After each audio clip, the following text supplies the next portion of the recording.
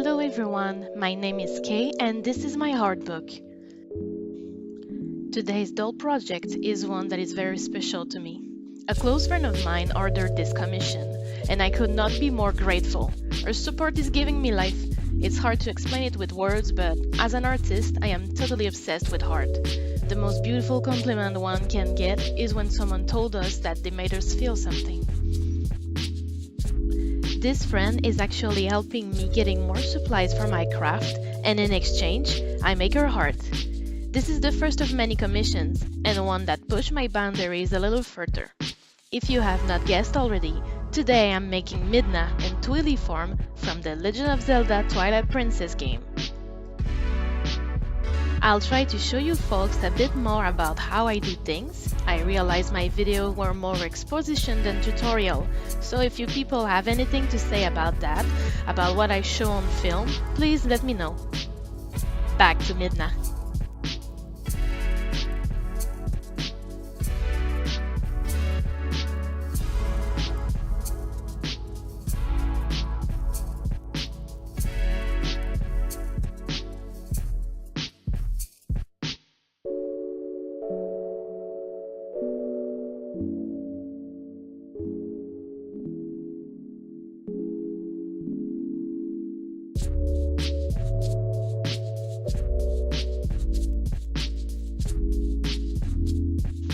After prepping her like all of us doll repainters do, I chose to start with hair. I picked up those two fluffy orange acrylic yarn. Yarn yields beautiful results, and it's usually very budget friendly. To prepare the doll, I painted her scalp a matching color.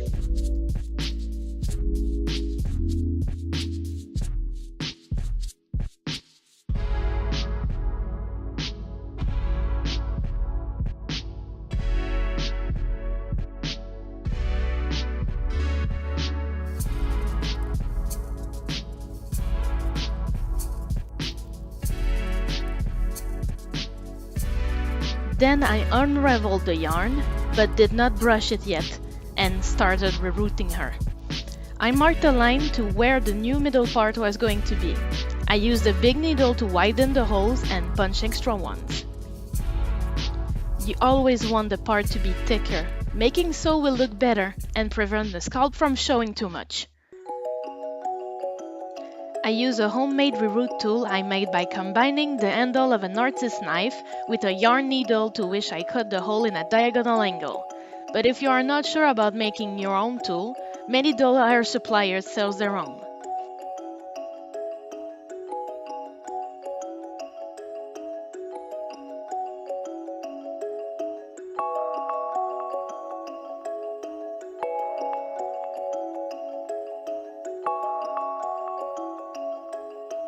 I used tacky glue to secure the plugs from the inside, then had it dry for a whole night.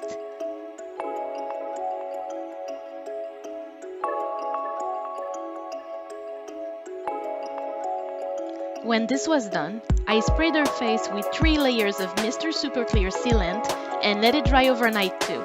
I covered the hair to protect it from the sealant.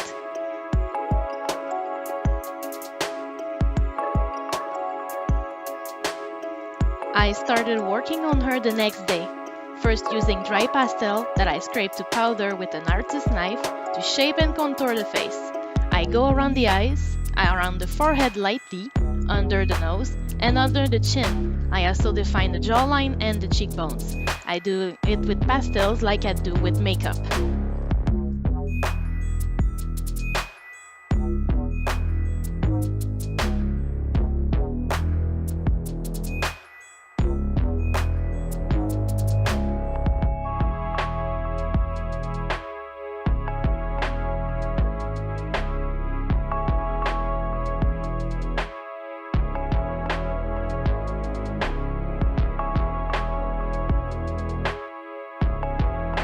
When that's done, I start drawing the details with watercolor pencils. The key here is to keep layering to build intensity and pigment. At this stage, I often go freely back and forth with pencils and powders. You'll notice some pigments are not showing as much, for example, white, but that's normal. Keep layering and you'll get there.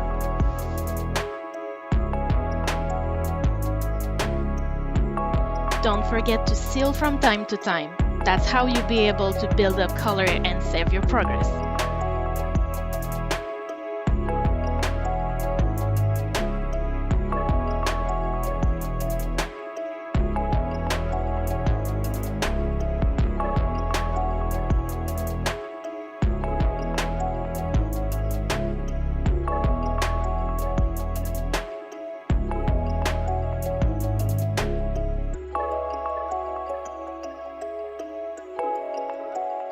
If some pigments fail you, like me here having trouble with both white and red, you can use acrylic paint.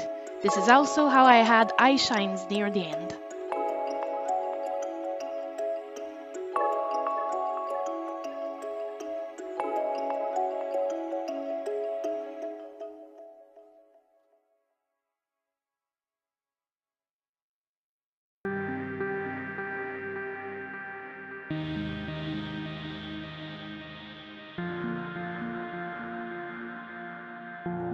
When completed, I had another 3 coats of sealant to protect my work, then I had high gloss varnish to both the eyes and lips.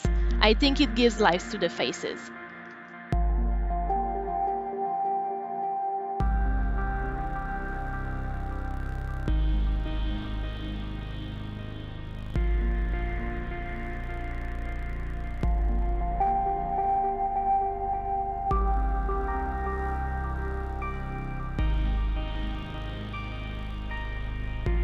On to the hair. It looks like ramen noodles, don't you think? I brushed it in sections. I used an old brush with subtle bristle, but if you have a pet brush, I heard that's the best. Don't get scared. You'll always get way less hair than you think after brushing. But that fluff can be useful in other projects, so I store mine away. I used a flat iron to finish the job. Looking good. Onward to one of my favorite things, body blushing.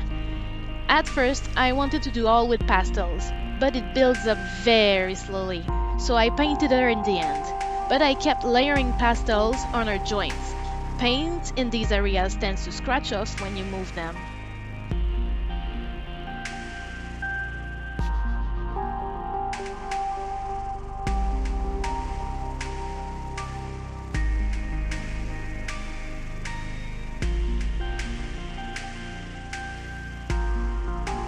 After a lot of layering with Krylon matte finish as sealant, I gave her subtle shadows on the belly, chest, collarbones and hands with bluish purple pastels.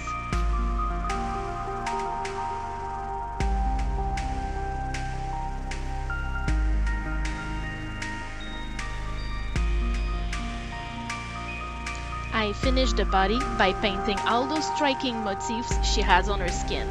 I also used paint to give her a cute manicure.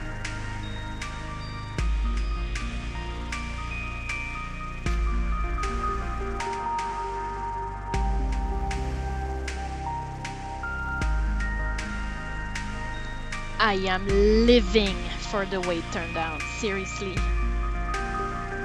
I protected the finished result with some matte medium, but since it was not perfectly matte, won't dry, I gave it one last coat of sealant and it came out perfect. Now to the part I'm dreading the most, the clothes. I'm not very good at this. In fact, my first attempt resulted more in a coat.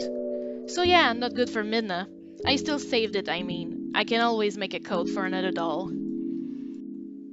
For my second attempt, I looked online at cosplay patterns and was able to make a decent cut. A relief, since I did not have enough of both fabric for a third try. Draculaura came to help me with these fittings. I also got to sew my first hood and use her head to help me with measures. To make the inside green and the outside black, I sewed the fabric good side against good side, leaving an opening to be able to turn it inside out in the end.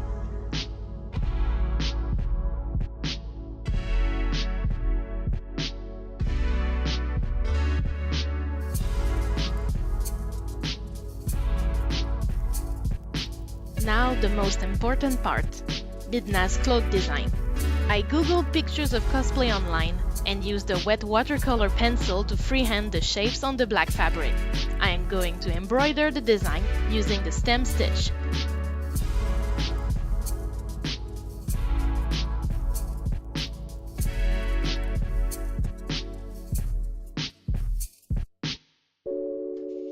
I ran out of my good white thread somewhere in the process, and I had extra but from the dollar store, and I realized it was not the same thing at all, and resembled more yarn than embroidery thread.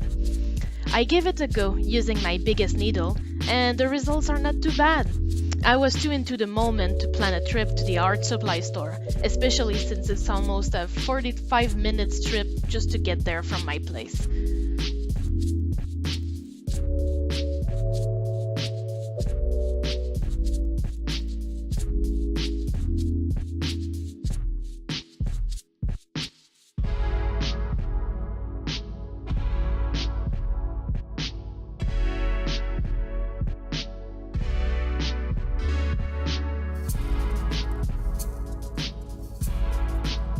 Once done, I sewed it like I did with the hood, good side against good side, leaving the bottom open, and I flipped it. Thinking back, I should have left the opening on the top, where I sewed the hood on. It would have not shown any stitches like it does in the bottom on the green side.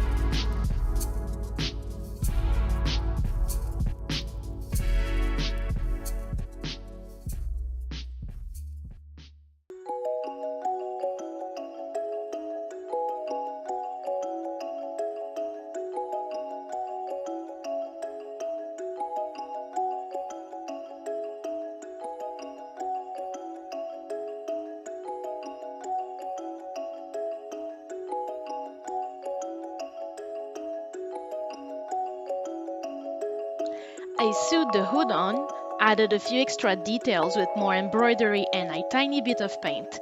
I also made stitches inside to define a hole for the arms to pass through. I sewed some aluminium wire in to help with the shape.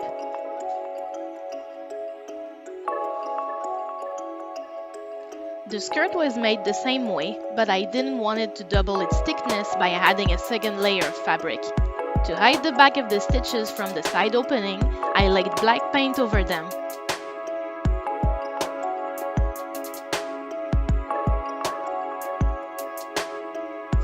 Back to her hair. She is likely to wear a hood at all times, but just to make sure, I made extra hair with yarn and covered the rest of her scalp.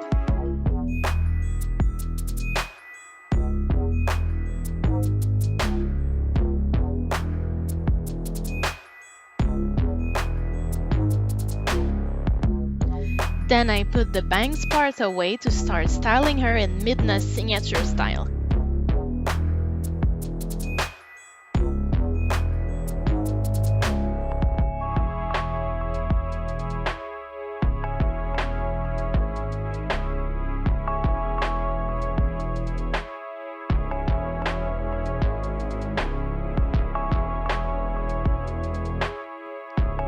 I knew keeping the shorter bangs down was going to be a battle, so I used a hair sculpting pomade to shape, and I held the hair down gently with a yarn thread secure with pins. If you pull it tight around the head with an elastic band, you'll mold in a crease, and I didn't want that. I used hairspray and the heat from my hair dryer in hopes it sets. I left the yarn piece in overnight.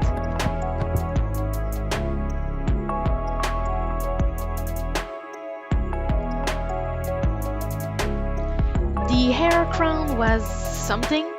I tried at first to cover a piece of fun foam with leftover yarn hair, but the result was thick and, well, look at it. My second attempt was way better. I achieved it by spreading tacky glue on a plastic bag and layered the hair on it. I used the dried glue as a base to hold the hair. Our ornaments were made out of epoxy clay. As for the hair bow, I sculpted it with leftover hair and some hair sculpting pomade.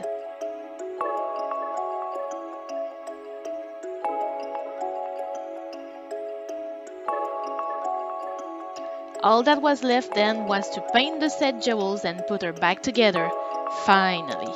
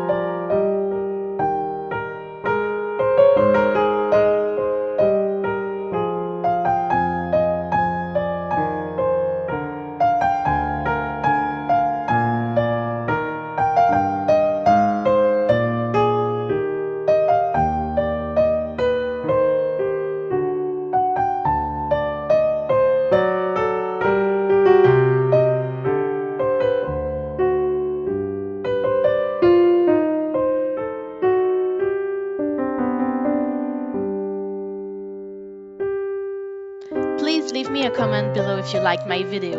Like and subscribe if you loved it. I'll see you in the next one. Bye!